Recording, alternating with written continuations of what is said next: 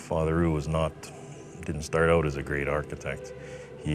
Actually, he wasn't Ukrainian to start out. He was from Alsace-Lorraine, which in his time was on the German side of the border. So he started out there, and he studied to be a priest. And while he was studying to be a priest, his formal training consisted of very rudimentary architecture courses, what you might call Architecture 101 in high school.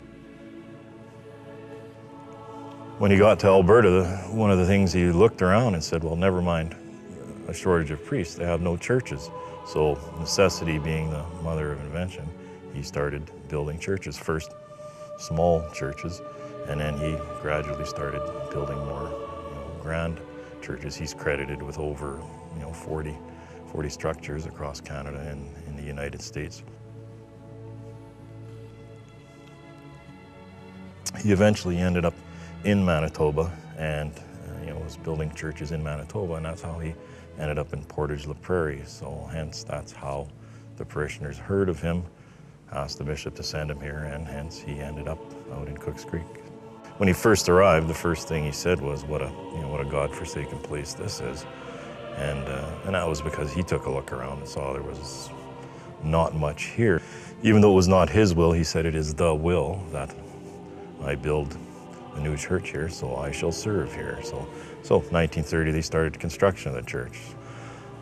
One of the mandates was that there be no debt incurred. Father Rew and the bishop were quite strict that there be no debts incurred. So they started building as they were able to raise funds and purchase materials, and had materials donated as well. Now it was constructed by volunteer labor. Now one can imagine what a task that would be nowadays to try and build a structure like this with volunteer labor. But Father Rew had his few master carpenters that worked with him, and then everyone else volunteered. The faithful of the area pitched in to help construct the church. Well, that was, like I say, once again, 1930. Well, it took 22 years to construct and was finally consecrated in 1952.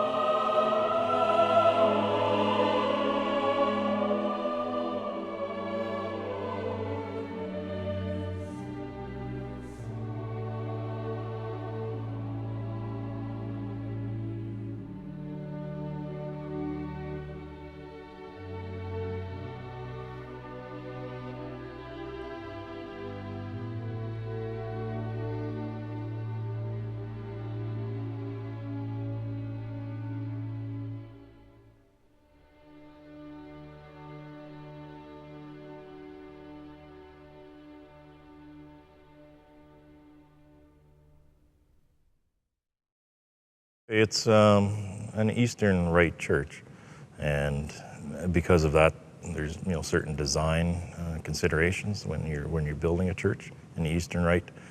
Typically, you'll see 12 pillars. There's 6 pillars on each side of the church representing the 12 apostles supporting the church.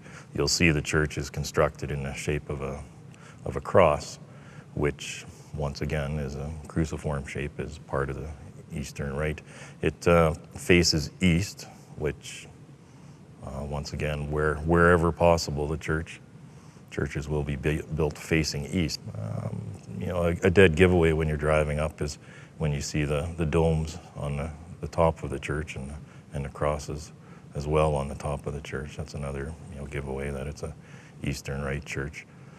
So subsequently, if you look around our church, you'll find examples of religious art, the paintings above the altar, the paintings on the sides of the church.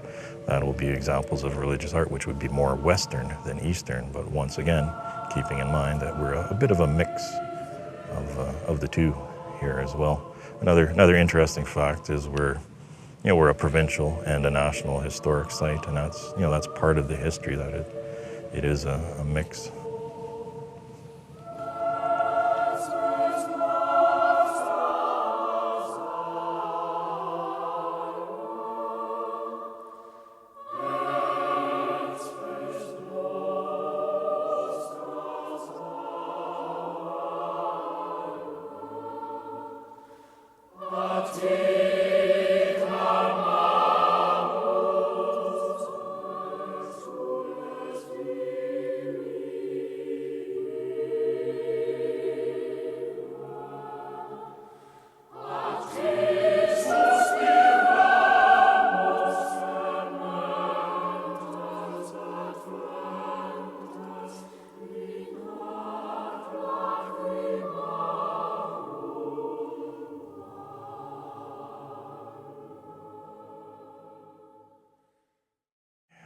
once again, there's the Western Church, Eastern Church. If you go to a Roman Catholic church, you'll see grand pipe organs in Roman Catholic churches. But once again, we're Eastern Rite, so we're not allowed musical accompaniment in the performance of the Divine Liturgy. Everything must be sung by the human voice. So to this day, if you attend a service here on any Sunday, you'll find that we have a choir singing 4-part a cappella.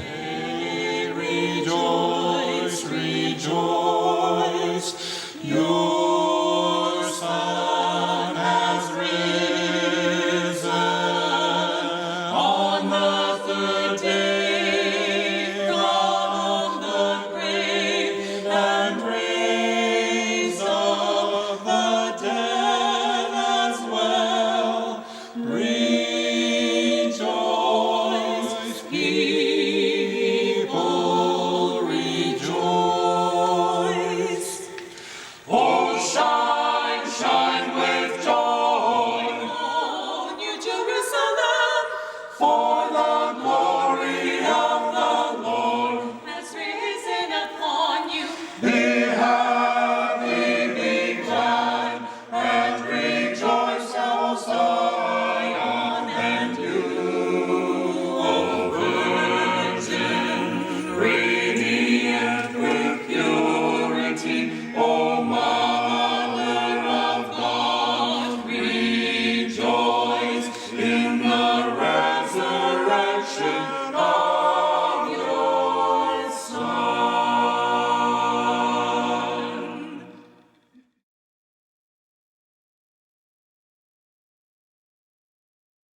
Father Roux, when he was young and was studying to be a priest, he had been to Lourdes, France on several occasions, and he was so struck by what he saw in Lourdes, France, the shrine where Mary appeared to Bernadette.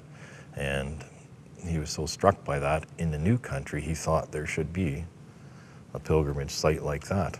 Never mind building churches, which he built many of them, but his life's ambition in arriving in a new country was to build a shrine like the one in Lourdes, France, to the Blessed Virgin Mary, where the faithful on this side of the pond could hold pilgrimages to. Well, that was 1954, and they started building the Lourdes Grotto in Cook's Creek, and it's designed as a replica of Lourdes, France. If you look at the main arch and the statue where Mary is and where Bernadette is kneeling, if you were to go to Lourdes, France, you would recognize that right away as being a replica of Lourdes, France. And once again, that was Father Roux's dream, to have a shrine here. Now, he never lived to see it completed. He passed away in 1962, and once again, the grotto was started in 1954 and wasn't completed till around 1970. So he didn't live to see it finished.